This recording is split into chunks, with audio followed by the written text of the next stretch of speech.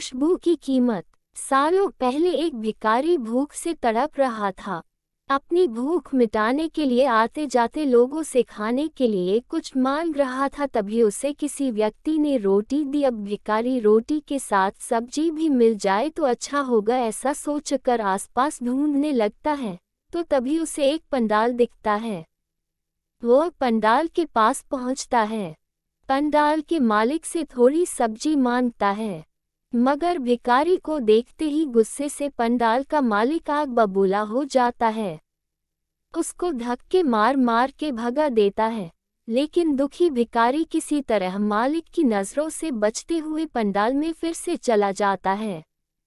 उसे वहां पर कई तरह की स्वादिष्ट सब्जियां दिखती है। गर्मा गर्म सब्जियों से भाप उठ रही थी। वाह, क्या बात थी! मुंह में पानी आ रहा था। उसके पास सूखी रोटी थी। भाप को देखकर भिखारी के मन में ख्याल आया कि रोटियां इस भाप के ऊपर रख दी जाए तो सब्जियों की खुशबू उनमें मिल जाएगी।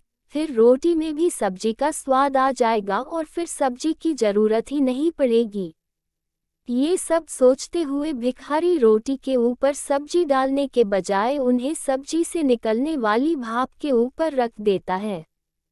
तभी वहां पर अचानक पंडाल का मालिक आ जाता है और भिखारी को सब्जी चोरी करने के लिए पकड़ लेता है।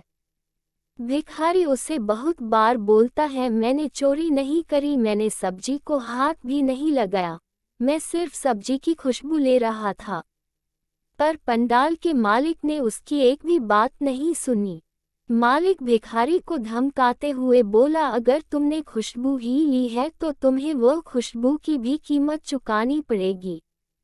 डरे हुए आवाज में भिखारी उस मालिक को कहता है, मेरे मालिक, मेरे पास कुछ भी नहीं है जिससे मैं खुशबू की कीमत चुका सकूं। तब पंडाल का मालिक उसे पकड़कर राजा के दरबार में लेकर जाता है। राजा पंडाल के मालिक और भिखारी की बातों को गौर से सुनता है। दोनों के बातों को सुनने के बाद राजा कुछ देर सोचकर पंडाल के मालिक से कहता है कि तुम्हें अपने सब्जी के खुशबू के बदले में पैसे चाहिए। पंडाल का मालिक कहता है, जी हाँ हुजूर, जरूर चाहिए। फिर राजा पंडाल के मालिक से कहता है, ठीक है, तुम्हारे सब्जियों की खुशबू की कीमत मैं स्वयं दूंगा। ये सुनते ही पंडाल का मालिक बहुत ही खुश हो जाता है। फिर राजा उसे बताते हैं, देखो, मैं तुम्हारी सब्जी की खुशबू की कीमत सिक्कों की खनक से अदा करूंगा।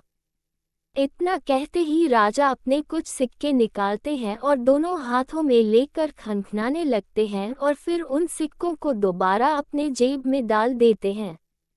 ये सब देखकर पंडाल का मालिक बड़ा हैरान हो जाता है। उसे बहुत जोर का गुस्सा भी आ जाता है और वह बोलता है, ये क्या हो रहा है?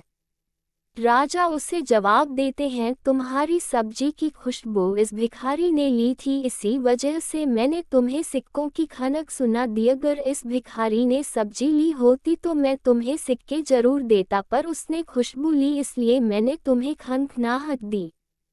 राजा का जवाब सुनते ही पंडाल का मालिक आंखें झुकाकर वहां से 9-2-11 हो गया। भिखारी भी अब खुशी खुशी वहां से चला गया। सीख: बुद्धि और चतुराई से हर समस्याओं का हल निकाला जा सकता है, जैसे इस कहानी में राजा ने अपनी सूझबूझ और बुद्धि से उस पंडाल के मालिक के साथ किया। तो दोस्तों, आपको ये कहानी कैसी लगी? यदि आपको कहानी पसंद आई हो तो लाइक, शेयर, कमेंट करें और चैनल पर पहली बार आए हो तो सब्सक्राइब करना मत भूलना। धन्यवाद।